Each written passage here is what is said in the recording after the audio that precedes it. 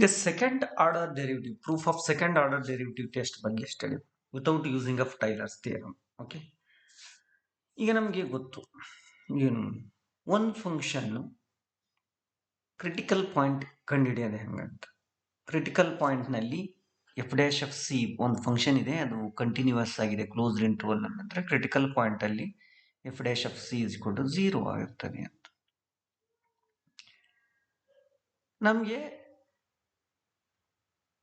ಆ critical point maximum ಅಥವಾ minimum ಅಂತ ನಮಗೆ ಗೊತ್ತಿಲ್ಲ. ನಾವು ಇದನ್ನ ಈಗ ಹೇಳಬೇಕಾಗಿದೆ, ಆ ಕ್ರಿಟಿಕಲ್ ಪಾಯಿಂಟ್ ಏನು ಅಂತ. Let us and no that F dash of C exist ಇದೆ ಅನ್ಕೊಳ್ಳಿ. F double dash of C exist ಇದೆ ಅಂದ್ರೆ it is somewhat it is greater than 0 ಇದೆ ಅಂತ ಅಂದ್ರೆ ನಾವೇನ್ ಹೇಳ್ತೀವಿ, ಆ ಪಾಯಿಂಟ್ ಏನಿದೆಯಲ್ಲ ಆ ಪಾಯಿಂಟ್ ಲೋಕಲ್ ಮಿನಿಮಾ ಅಂತ ಕರಿತೀವಿ. F double dash of C is greater than 0 ಅಂದ್ರೆ ಆ ಪಾಯಿಂಟ್ ಲೋಕಲ್ ಮಿನಿಮಮ್ ಅಂತ ಹೇಳ್ತೀವಿ. ಹೆಂಗೆ ಹೇಳ್ತೀವಿ ಅಂತ ನೋಡೋಣ.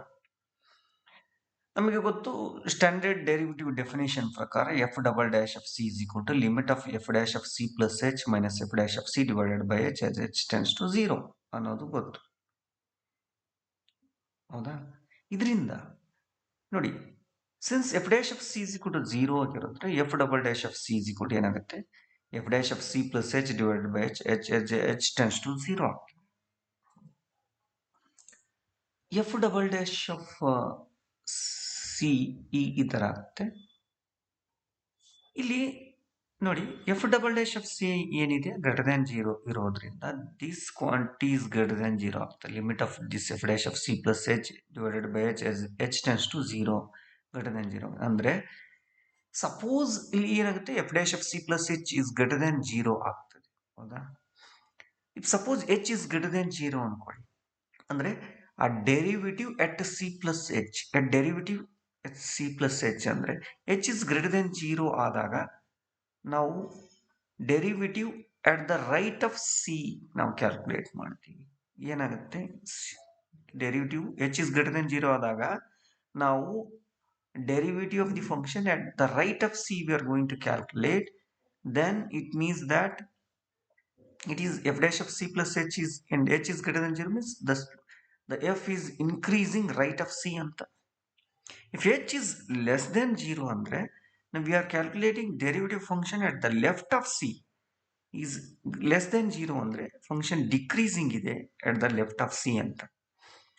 And matte again no apply the first derivative, the f is decreasing left and increasing right andre f has local minimum at c anta. A similar argument you can make it for if suppose f double dash of c is less than 0, we can make argument f is increasing at the left and decreasing the right, f has local maximum at c. Now if suppose f double dash of c is equal to 0, you can get inclusive, and in conclusion you cannot make any conclusion, again use first order derivative. Okay, this is how we can understand this one.